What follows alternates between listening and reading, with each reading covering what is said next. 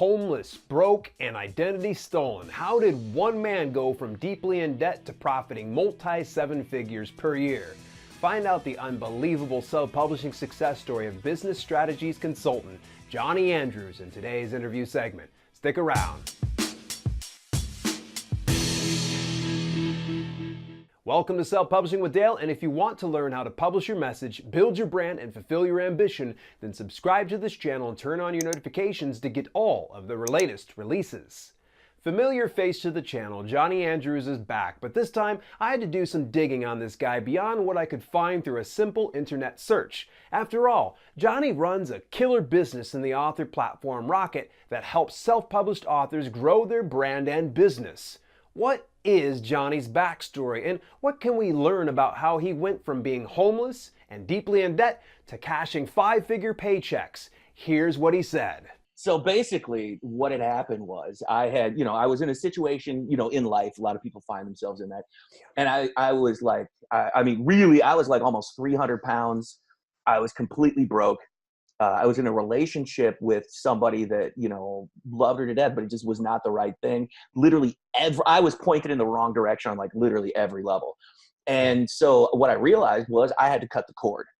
And so I did that. Literally it was like, you picture just a dude coming down on a parachute in the wrong area. I'm like, oh crap, just, sliced it and just dropped. And I thought it was going to be for like a couple months because I was doing real estate and mortgages and stuff like that at the time. And I thought, oh, this will be no problem.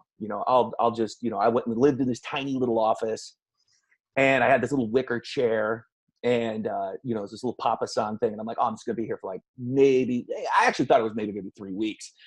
A year later, I'm living out of the back of my 2001 Honda Civic, just trying to get it going. And I was in the process of doing a series of, like those no money down real estate kind of things. Yeah. And I was just about to close on a series of deals that would have set me up for like a great passive cash flow. And all of a sudden I get a call from an underwriter who's like, we can't do this because you're late on your mortgage payment. So I'm like, I didn't say this to him. I'm like, no, I'm actually homeless. But I'm like, what, I didn't own any property. And it turned out that a dude had stolen my identity and used it to buy a house and was late on his mortgage payments. And so literally, boom, like that, I was completely wiped out. I went from having like, a 750 credit score down to like lowest 400 you could possibly get. I had already maxed out credit cards, and I was playing that game because I'm like, okay, just going to do it to try to get there. And yeah, so I had to overdraw my bank account by like $200 just so I could put enough gas in my car to go crash at my folks' house in North Carolina. And it's like, it was right during the holidays. And, it was one of those things where I'd come from this family of like 6 PhDs, and I'm adopted. And so I'm clearly the blackest of black sheep in this family. Like they never really sort of got that entrepreneurial thing from me. So it was literally like, hail the triumphant return of the entrepreneur. And just spent, 6 weeks with them getting, fire and brimstone read to me. Call it the riot act would not have done it justice. But yeah, so basically there was that. And then I, essentially spent the next group of years learning more about like how to run a business and how to do this kind of stuff. And it was interesting. It was right after another business failure. I won't get into too much of that one, that I learned how to do that SEO stuff because we ran out of money for advertising. So we were doing a lot of radio ads and stuff like that because it was a website that connected, that gave people local like auto repair quotes from local mechanics. And so what I learned about that was how to get PR and how to get search engine results. And so once that business tanked, because one of the things that I learned there was you want to sell something that people want to buy. And it was, it was just very, very interesting because what it did was when, they say when one door shuts, another one opens. Yeah. And what ended up happening was I was able to use my skills to create these little online courses, and I would sell them in this forum. You've ever heard of it called the Warrior Forum. And so this was back 2000, I want to say 5 and 6 and that kind of stuff. Yeah. And what I did was, so I had a PayPal debit card and I had ClickBank. And what I would do is if I wanted to eat, I had to sell some stuff. And so I could get money on that PayPal card so I could go swipe at the grocery store and go buy a sandwich. Like it was literally that level kind of stuff. And, I just sort of built it up and built it up and built it up and built it up. And finally, and so I didn't have a bank account, mind you, because, I'd overdrawn that. There's that system. It's like a credit reporting thing. So I couldn't get a bank account. And I was starting to get these checks from ClickBank. So I was learning how to do information products. I was self-publishing these information products.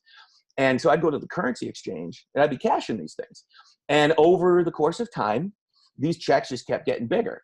And so I remember one day very specifically, I'm standing there and I got a couple dudes with the teardrop tattoos on their face standing behind me. And I slid this guy a $14,000 check. And he's like, yeah, we're gonna have to authorize that. Picks up the phone, literally, and there was the person in the back.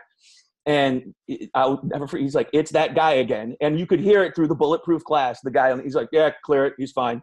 Because they knew what it was. They're like, we've never heard of this Click Bank. What sort of bank is what clicks? Like nobody understood what it was. But I built up the relationship with them at that point. They're like, I just give them the stinking money. And, so one morning I was waking up, getting ready to go to the gym.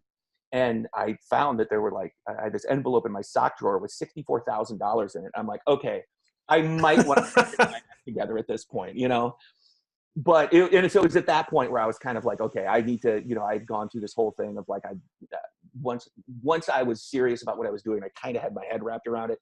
And I was sick of always getting the crap beat out of me. I started bring in people to help me and things like that, and get my head right and guidance, because that's always been a problem with me is headspace, like where am I right now. So that's it. Yeah, so really I was able to finally build up a business that was doing multiple seven figures, and finally got a bank account. And yay. It's the little things. Did you wait till you had seven figures to open up a bank account, man? No, but it was a healthy multiple six before I did that, because most of it at that point was in, it was ClickBank, it was PayPal, all those kinds of things. So just if they're watching, I'd like to thank both of those fine institutions for allowing me, for not checking my credit, because it wouldn't have ended well, because that's what everything else was. Because I try to get jobs and they're like, dude, you're a mess. I'm like, yeah, this is identity theft. And I'm like, ugh. But it took forever to clean that up. And sometimes those things even still pop up to this day.